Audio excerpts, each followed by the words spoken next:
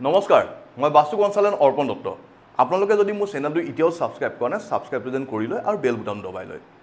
আজি মই আপোনালোকক কোনো দিশৰ বিষয়ে বুজাবলৈ অহা নাই হেতু হল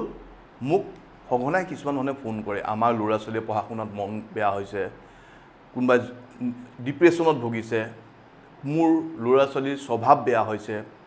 আমাৰ ঘৰত কথা বেয়াকৈ ক'বলৈ লৈছে হেতু যদি হয় এখন ঘৰৰ বৰ অশান্তি হয় কাৰণ আমি যি কৰোঁ আমাৰ ল'ৰা ছোৱালীৰ কাৰণে কৰোঁ যদি কাবাৰ ঘৰত ল'ৰা ছোৱালীয়ে বেয়া বস্তু খাবলৈ মন কৰিছে অসভ্যালি কৰিছে মাক দেউতাকৰ কথা নুশুনা হৈছে প্ৰথম আপোনালোকে এটা সৰু উপায় কৰিব তেওঁলোকক যিটো বেডৰুম দিছে পাৰিলে বেডৰুমটো অলপ দিন চেঞ্জ কৰি চাব আৰু ল'ৰা ছোৱালীতকৈ আমাৰ টকা পইচা ডাঙৰ কথা নহয় যদি পাৰে ঘৰখন এবাৰ ক্ৰীম কালাৰ